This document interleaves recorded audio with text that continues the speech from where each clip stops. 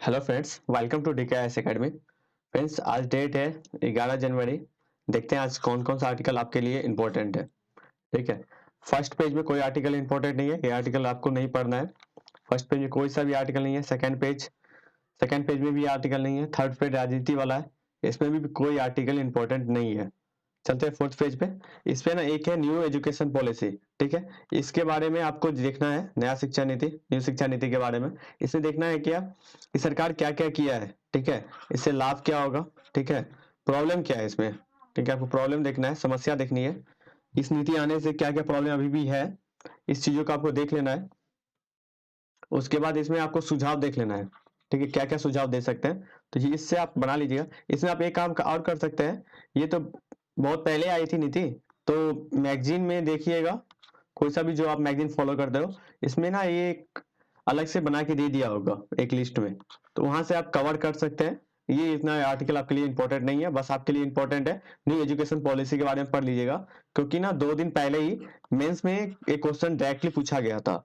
आपको पता होगा कि जीएस पेपर 2 में एजुकेशन जो है ना, एजुकेशन पूरी टॉपिक दी हुई है।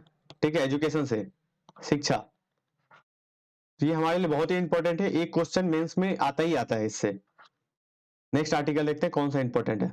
देखिए, किसान निधि मतलब किसान सम्मान निधि योजना के बारे में है। इसमें आपको योजना के बारे में पढ़ना है। इस योजना में सरकार क्या करती है, किसानों को 6,000 रुपया मुहैया कराती है। 2,000 का किस्त है। ठीक है, 3 किस्तों में देती है। इसमें देखिएगा कौन कौन सा किसान एलिजिबल है, और इस नीति को कौन से मंत्रालय के द्वारा लॉन्च किया गया है, कृषि मंत्रालय। ठीक है, इस योजना से क्या लाभ होगा, तो इसमें प्रॉब्लम क्या है। ठीक है, प्रो कॉन्स और सजेशन, यही देखना है, और गवर्नमेंट की क्या क्या स्टेप है, गवर्नमेंट क्या करी है। अब देखिए नेक्स्ट जो है एमएसपी।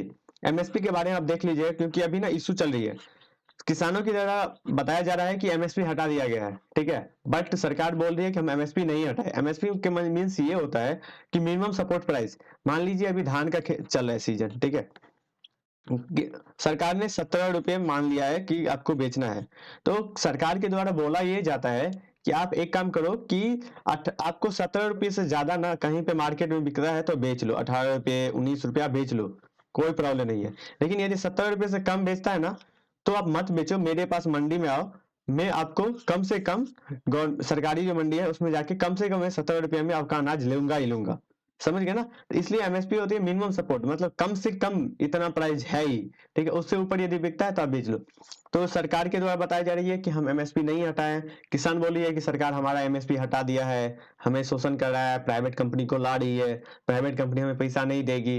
तो ये सब चीजें कंट्रोवर्सी चल रही है, तो इसलिए एमएसपी देखना बहुत ही इंपॉर्टेंट है। इसमें देख लीजिएगा कि एमएसपी कौन निर्धारित करता है। ठीक है, इसका टीम क्या है, यहाँ से यूपीएससी पीटी में क्वेश्चन पूछा गया है। ठीक है, 2018 में आई थिंक क्वेश्चन पूछा गया था एमएसपी से, तो फिर से पूछा जाए कोई बड़ी बात नहीं है। नेक्स्ट आर्टिकल देखते हैं।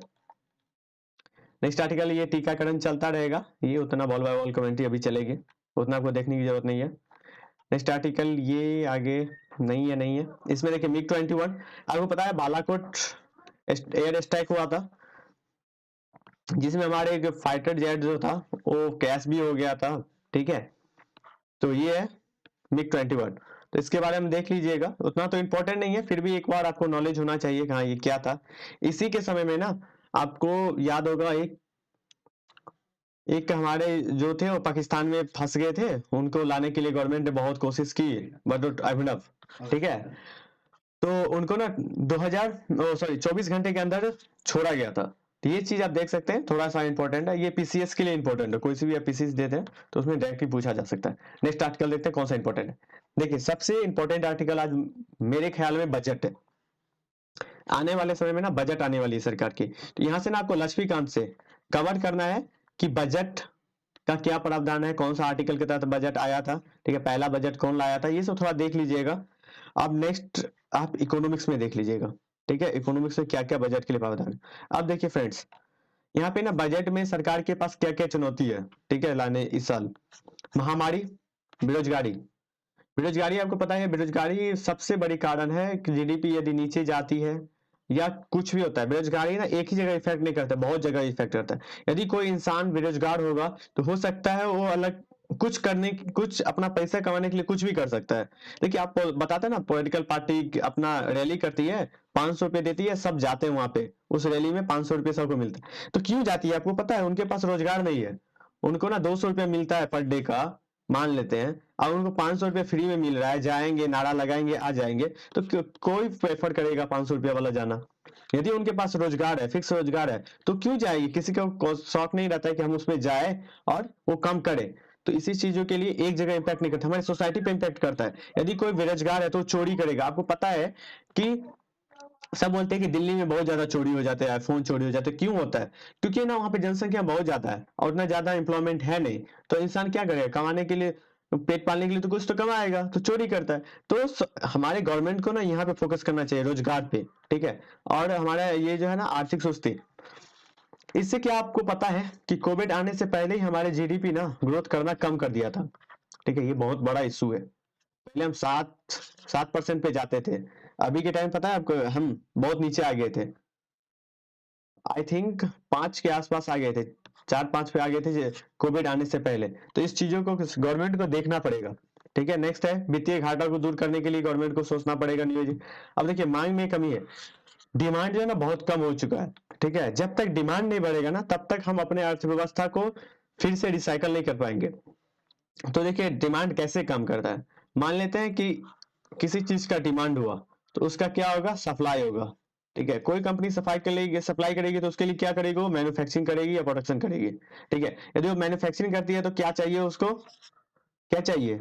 आपको पता होगा कि यहाँ पे रोजगार उत्पन्न करने के लिए उसको क्या चाहिए? लेबर चाहिए। लेबर यदि रहेगा तो लेबर को क्या मिलेगा? सैलरी मिलेगी। सैलरी मिलेगी तो उसको क्या होगा? उसके हाथ में क्या आएगा? पैसा आएगा। जब उसके पास पैसा आएगा तो खुद वो सामान जाके खरीदेगी मार्केट में। जब वो सामान खरीदेगी तो मांग बढ़ेगा, फिर मांग बढ़ेगा, ऐसा ही चलती रहेगी। समझ गए ना? तो ये हमारा चलता ही रहता है। तो इसके बारे में आपको देखना है कि डिमांड हमारे लिए कितना इंपॉर्टेंट है। तो देखिए डिमांड बढ़ाने के लिए अभी सरकार को कितने जो अर्थशास्त्री है बता रहे हैं कि उनके जनता के पॉकेट में डायरेक्ट आप पैसा डाल दो, ठीक है। डायरेक्ट आप पैसा डालोगे, जनता खरीदना चालू कर देगी, हमारा साइकिल फिर से चालू हो जाएगा, ठीक है। तो इसके लिए repo rate, reserve repo rate, bank का जो आरबीआई का है, बैंक रेट, ये सब कम करती है। आपको पता होगा कि वेंडर पे जो काम करते हैं, ठीक है, उनको 10,000 रुपया अभी लोन दिया जा रहा है, ठीक है, क्या फिर से वो काम स्टार्ट कर पाए। तो सरकार को क्या है ना, अभी लोन देना चाहिए, ठीक है, जिससे कि वो अपना रोजगार उत्पन्न कर सके और डिमांड बढ़े। मार्केट में डिमांड बढ़ेगी, फिर से साइकिल चालू होगा। तो इसके लिए सरकार को देखना चाहिए। नेक्स्ट देखते हैं। देखिए बैंकिंग क्षेत्र के बारे में पढ़ लीजिएगा, अपने जो भी बुक है उसका निजीकरण, एलपीजी के बारे में पढ़ लीजिए। एलपीजी कब आया था? 1991 में, इसके बारे में पढ़ लीजिएगा। नेक्स्ट आर्टिकल देखते हैं कौन सा इंपॉर्टेंट है। देखिए इसमें ना मुश्किलें बताइए 2020 में क्या क्या मुश्किलें थे, प्रॉब्लम था। आपको पता है पहला प्रॉब्लम क्या था? महामारी, ठीक है। सेकेंड प्रॉब्लम क्या था? हमारा जीडीपी नीचे गया था, ठीक है। थर्ड प्रॉब्लम क्या है? Border distribute. पता होगा कि अभी ना चाइना के साथ भी बॉर्डर डिस्ट्रीब्यूट हुआ था 2020 में, नेपाल भी बोलना स्टार्ट कर दिया था। तो इससे कि देखिए पाकिस्तान तो हमारा फिक्स है, परमानेंट है, वहां पे होगा ही होगा, लेकिन ये दोनों से स्टार्ट हो गया ना, ये हमारे लिए इंपॉर्टेंट नहीं है, ठीक है। समझ गए ना? तो ये चीज आप देख लीजिए। सेकेंड ऑप्शन आपको ये इसके बारे में नहीं पढ़ना है उतना, क्या संवाद हो रही है नहीं हो रही है किसानों के साथ, ठीक है। नेक्स्ट आपको देखना है, ये नहीं देखना है। नेक्स्ट आर्टिकल, ये किसानों देखो जवान सॉरी जवान जो है ना उसमें तनाव आ रहा है, ठीक है। तो इसमें देखना है यार अंदर तनाव क्यों आ रहा है, कितना जवान क्या कर रहे हैं, आत्महत्या कर रहे हैं, कदम उठा रहे हैं, क्यों कर रहे हैं यार, ये क्या प्रॉब्लम आ रही है। आपको पता होगा हमारे सोसाइटी में सैनिक को बहुत ऊंचा दर्जा दिया गया है, उनको सम्मान से देखा जाता है, वो हमारे भारत देश के रक्षक है, हमारे भारत माता के, तो उनको बहुत अच्छे से देखा जाता है। तो इसलिए ये आर्टिकल थोड़ा सा देख लीजिएगा एक एथिकल पर्सन की पॉइंट ऑफ व्यू से। आपको एग्जाम में काम नहीं भी आए लेकिन एक एथिकल पर्सन के लिए आप ये देख लीजिएगा। देखिए भारत के लिए जरूरी है खाड़ी देशों के साथ में स्थिति। खाड़ी देश को पता है जहां से हमारा तेल आता है, ठीक है, सऊदी अरब, अमीरात, यहाँ पे ना हमारा सबसे ज्यादा डायस्पोरा रहता है, इंडियन डायस्पोरा यहाँ पे काम करते हैं। तो इनके लिए ना ये यहाँ पे काम करते हैं, हमारे यहाँ पैसा भेजते हैं, तो हमारे क्या है ना विदेशी फंड जो है ना, विदेशी भंडार वो बढ़